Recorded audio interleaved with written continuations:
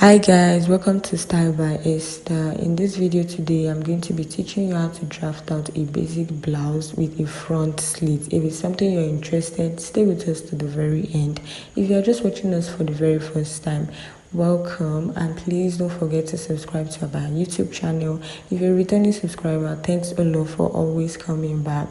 We love you guys so much. So without wasting much of our time, let's get into the tutorial. Others dim your light. I've learned to choose my circle, to stand and grow.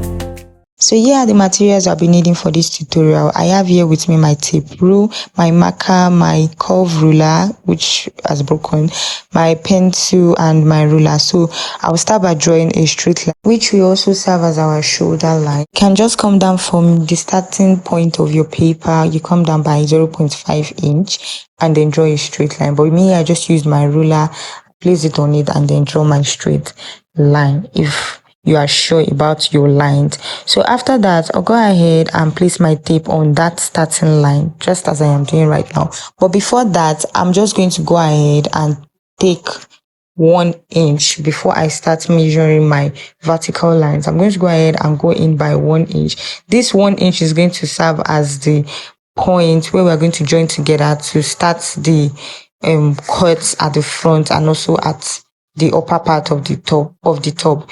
Don't worry, I know you don't understand what I'm talking about, but as we proceed in the video, you're going to understand what I'm talking about. So I'm just going to draw this 1 inch line downward. I'm going to mark the points downward and use my ruler to draw the points together just as I'm doing right now. Okay, so after I was done going in by 1 inch, I went on my starting line, which also serves as my shoulder line, and came down by 10 inches, which is my bust point, 14 inches, which is my under bust, and 17 inches, which is my waistline. And just mark those points all together. And then I'm going to take my tape rule again and place it on the other side of the paper and also mark those same points I just marked the other time and mark it again so that my lines can be very straight, because I don't have a long ruler, so my lines can be very straight. So I just go ahead and connect those lines that I just marked now. That is my bust point, my under bust, and also my waistline. I'm just going to join them together just as you see me do. Okay, No time to waste on drama that's not for. so after I was done taking all my lines and joining them together, I'm just going to go ahead and come down from my waistline by 5 inches. By 8 inches. This is going to serve for the length of my top. So my client didn't exactly give me the length of her top because I wasn't the one that took her measurement. Someone took her measurement for her, and I discussed with the person, and it felt like I was saying something else. It felt like I was the same person. It's a story for another day. It's not something that is important right now. So I just decided to go with the constant full top length, which is 25. Initially, I went down from my waistline to by 8 inches, which is the normal the normal length for hip. And when I cross-checked from my shoulder down to that point, it actually gave me the constant full length, which is 25. So after I was done doing that, I went ahead to label all my lines: my shoulder line, bust line, under bust line, waistline, and my hem line. So now on that 1 inch which I came in from, please let your measurement start from the 1 inch which I came in from, not from the folded part of your pattern paper. Please be cautious of that. I marked my shoulder line divided by 2, which gave me 8, and I came down from that point by 1 inch for my shoulder slope. And now we're just going to determine our armhole depth. Now the constant measurement or the constant calculation for armhole depth is your round bust circumference divided by 6 plus 0.5. So plus 1.5. So I did that and I got 8.1, and I just wrote the line there and labeled it my armhole length. Now on that same armhole line, I'm going to go in on with my shoulder measurement divided by 2, which is 8, and I'm just going to join those 2 points together just as you see me do right now. Okay, I'm just living my life, holding my vibe, growing every day with. So now after I was done doing that, I went on my armhole depth, which I just took just now, and then divided it into two. You can use your calculator. You can also use your tape just as I am doing right now, or just fold it into two to the point where it ends, and then mark it. And then on that same line, I went out by half of an inch. That's 0.5. And after I was done doing that, I just went ahead to take my round bust measurement in order to give me the point where my arm curve is going to stop. So my round bust measurement is 40 divided by 4, gave me 10. And I marked it on the armhole line and then used my curve ruler to join it together, just as I am doing right now. You see that I am using my curve ruler to join those 3 points together. I'm not ignoring the world. So now we're just going to determine our neck depth and width. So for my neck depth and width, I went in by the constant measurement, which is 3 by 3. So from that 1 inch which I went in by, I went on my shoulder line by 3 inches and also came down on that same 1 inch line by 3. And then I'm using my curve ruler to join those 2 points together, just as you see me do right now. Okay. Then I went ahead to take my ruler and join my neck and also my shoulder slope point together, just as I am doing right now. So I'm just going to join it together with my marker and my ruler, just as I am doing right now. Okay. So now we're going to be taking our dart on our pattern, and to get that, we're just going to measure our nipple to nipple divided by 2. So my client's nipple to nipple is 8 divided by 2 gave me 4. So I'm just going to take 4 inches on my bust line, my under bust line, my waistline, and also my M line, just as I am doing right now. Just follow what I am doing. And then from my waistline, I'm just going to go down by 5 inches. Some go down by 6, some by 4, but I prefer 5. So I'm just going to go down by 5 inches. Your dart is not going to reach your M line. It's not going to reach your full length. So I'm just going to join all those points together, just as you see me do right now. I'm just going to join all those points from my bust line down to the 5 inches which I came down from my waist line. And then after I was done doing that, I went out on both sides on the waistline with 0.75. Now I decided to make my dart intake 1.5 inch because my client is someone that has a big bust, but for someone that has a small butt, because you don't know how big it is. For someone that has a small butt, you can go in on both sides by 0.5, but my client had a big bust, so I went in by 0.5. And also on the bust line, I came down by 1 inch and then joined those points together. I joined those that intake which I took out on both sides. I joined it to the 1 inch which I came down from on the bust line. I hope we're understanding this. And then I also connect it downward towards the 5 inch which I came down from the waistline the other time for my dart intake. I'm just going to join them together, just as you see me do right now. Okay. Now, after taking our dart intake, we're just going to go ahead and take our body's measurement. Now, I won't be taking a side dart here because the person who gave my client measurement, they actually give me the measurement for both the back waist and the front waist. She only gave me one measurement for the waist, and when I asked her for it felt like she didn't get what I was saying. So I just decided to use the waist length for the front and for also the back. So I just went ahead to take my round waist measurement divided by 4, added my dart intake and also my 1.5 inch allowance for stitching. And then on my hemline, I am going to take my hip measurement divided by 4. Now my hip measurement for my client was 41, 43, and when I divided it by 4, it gave me 10.8. And then I added 1.5 inch stitching allowance, and I also added 1 inch to it also for ease. We don't want the top to be too tight on the body, so I just added 1 inch. You can add 2 inch.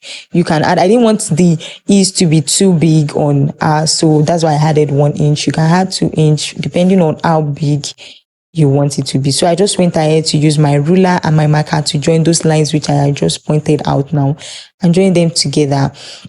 If you have a curve ruler, if you have a pattern master, it's better to use a pattern master to connect from your waist down to your hip. I don't have mine, so I decided to use the other half part of my curve ruler, just as you see me do right now.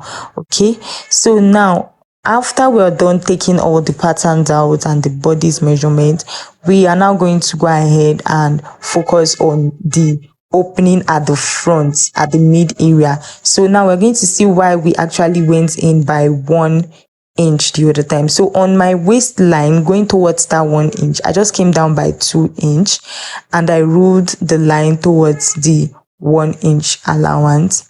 And then on my hemline, I'm sorry, I didn't know my camera wasn't taking this. On my hemline, I just went in by 3 inches. It's depending on how wide you want it to be, because by the time you open this, this fabric, this paper is folded into two and we are taking the measurements by 4. By the time you open it's going to be 6. The wideness is going to be 6 inch. So it depends on how wide you want it to be. If you don't want it to be too wide, you can go in by 2, go in by 1.5. It's totally depending on what you want. So I just went in by 3 inches and I connected it to the 2 inches which I came down from. Now from the top, you are going to measure your 6 inches. This also is depending on how deep you want the opening at the top to be. So for mine, I didn't want our bust to be showing, so I took the measurement at 6 inches. Now, when you're taking your measurements here, be careful not to start from the neck depth which you have taken. You start from your shoulder line. You measure it from your shoulder line down to the measurement you want. Whether it's 5, it's 7, it's 8. Mine, I came down by 6. Remember, start from your shoulder line, not from the neck depth you have taken. And I drew that line towards the 1-inch depth, 1-inch gap that I already gave before I started my normal measurements. So right now I'm just using my marker to trace out all the places that I'm going to be cutting. I'm sorry I didn't know some parts my camera didn't actually take some parts. I didn't know. I'm really sorry about that. So I'm just using my marker to trace all those lines together, just as you see me doing right now. So after I was done doing that, I just wanted to give my top a shape at the side. I don't want it to be too straight and too just there. I wanted it to have a curved shape at the side. So I just went in by 3 inches and I was trying to look for how to make my curve balance with it, but the curve wasn't just helping. It wasn't just helping, and I didn't later use it initially. I didn't later use it because I didn't like it. Assuming it was pattern master, I could have actually gotten what I wanted, but the curve wasn't giving me what I wanted. So I decided to just connect it together with a straight line, since it wasn't giving me what I wanted. So if you can just play, you can just be free with whatever you want. It depends on the pattern you want, however you want it to be. Just be free with yourself in that particular place. Sorry, I didn't get the shape I wanted, so I had to just go with the straight line so that it will not spoil the pattern that I was trying to get from for the dress. So I just went ahead to connect it with a straight line, just as you see me do right now. So I just went ahead to use my ruler to trace out the straight line which I joined from the pattern that I took from my waist to my leg, to my hemline, down to the V shape I'm giving the front. And once I was done doing that, I just went ahead to cut out the front panel, because we're done with the front panel. It's just that, and then we'll move on to the back panel. If you have followed us up to this point, please don't forget to give our video a thumbs up and also subscribe to our YouTube channel if you have not, and also drop the comments below. Thank you very much. Now for my back panel, I've gone ahead to draw out my bust line, my waistline, and also my hemline. For the back pattern, we are not going to be taking the under bust line. It's just for the front pattern. And then I've also gone ahead to take out my zip allowance, which is 2 inches. I'm going ahead to take that out also.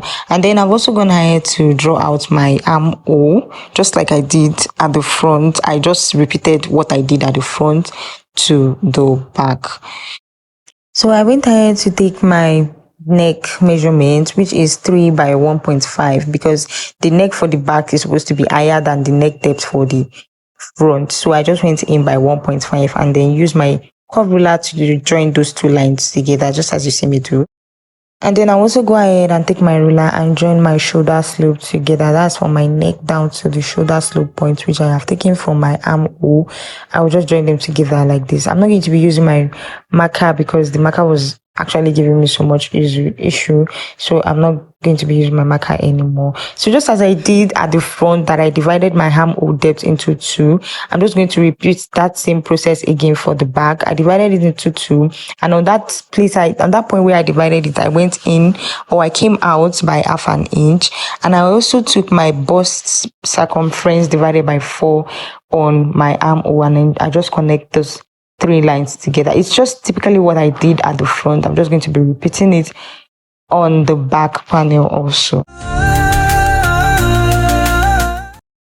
So now I'm just going to be taking my dart intake for my back pattern. Now for my dart intake on my back pattern, it's also the nipple to nipple measurement divided by 2. So I just took it on my bust line, my waistline, and for my waistline I came down by 5 inches, just as I've done for the front pattern. And then I also mark my nipple to nipple divided by 2 measurement on it, and then I use my ruler to join those 2 lines together, just 3 lines together. I'm just going to use my ruler to join them in a straight line, just as you see me do right now.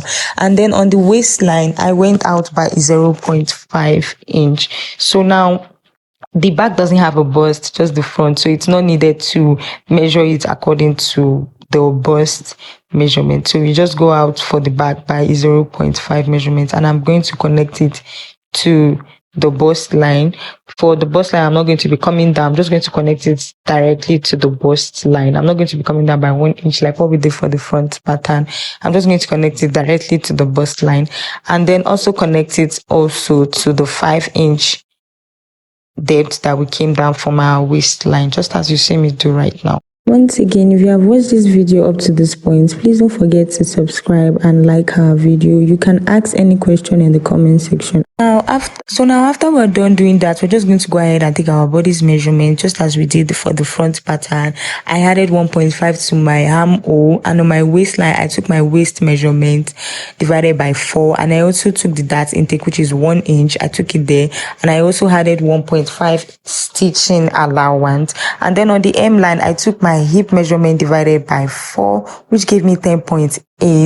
There is no dart intake on this, so we're just going to go out by 1.5 inch allowance, stitch allowance, and also 1 inch ease allowance, which I also took at the front. So I'm going to do the same thing for the back. So that is already 2 inch on that side. So whenever you want to take yours, remember to always know that you're going to add an inch. If you're taking 2 inch, remember you're going to take 2 inch for front and 2 inch for back. So to be able to know how large you want it to be free by your side. So now I also went ahead and did the same curve which I did for the front pattern. That is, I went up on my waist, from my waist to hip measure, from my waist to hem line that I took just now. I went up by 3 inches, and then I connected it to my dart intake. That is, I went on my hem line and I went in by nipple to nipple divided by 2, and I just joined it on the straight line to that point. So I didn't like how mine was looking so sharp, just so straight. I decided to just use my pencil and my ruler, my curve ruler, to kind of form a curve connecting those 2 points together. Just feel free around the side. Just feel free. Do whatever you want to do around it. Just make sure it's making sense. So I just did just that. So now after I was done with all the basic bodies, we are going to extend our waistline towards our zip allowance, just as you see me do. And on that line we just extended, we're going to be going up by 0.5 and be coming down by 0.5. This is to eliminate zip bulge. So we're just going to connect it down to the point of our basic bodies pattern on our waistline, just as you see me do right now. Okay, I hope we understand. So I'm just going to connect it together just like this, and I'll be using the scissors to cut through it and then join it together. But before that, we are also going to further eliminating the zipper bulge, which is on the zip allowance line. That is where the paper is starting from. You go in by 0.5, just as you see me do right now, and then you use your ruler to connect it towards the other side, towards the upside. You connect it gently towards the upside, and then you also do the same thing again, tending towards the down side. I hope we understand what I'm trying to explain. So after I was done doing that, I just went ahead to use my ruler to extend the 0.5, which we came down on the waistline that we extended towards the zip allowance. We just went ahead to extend it towards the end of the paper so that I'll be able to know where to start cutting from. So I just went ahead to cut through the 0.5 inch allowance, which I came down from. I went ahead to cut it to where the basic bodice pattern was taken on the waistline, just as you see me do right now. Please pay attention to this place so that you don't make a mistake. You can either cut through the whole waistline and join it, but I didn't want to cut mine through the whole waistline. You can cut it through the whole waistline and then just join it and use your paper tape to tape it, but I didn't want to do mine like that. So I just went ahead to cut it a little bit past the basic bodice line that we took, basic body measurement line that we took on the waistline, and then I used my sellotape to tape it together. It was actually giving me a little bit of stress here, so it actually go nice if you cut it through, but I just didn't want to cut mine through. So you can actually cut it through. It's not going to affect it at all. It's not going to affect it at all. Trust me, it's not going to affect it at all. Then I'll use my tape to tape it down, just as you see me do right now. So now we can already see that there's already that bend towards the zipper allowance. There's already that slight bend. And then after that, we're just going to cut open the other ½ inch, which we came in and drew in a slant shape towards the zip, where the zip allowance is starting from. Just as you see what I'm doing right now, just follow what I'm doing on the camera and you will get it. Trust me, you'll get it. So you can already see the slant bends at the zip allowance. That is eliminating those zipper bulge that is going to be shooting out at the back around the zip area. So after I was done doing this, I just went ahead to cut out my back, but in my back panel, I just went ahead to cut it out, just as you see me do right now.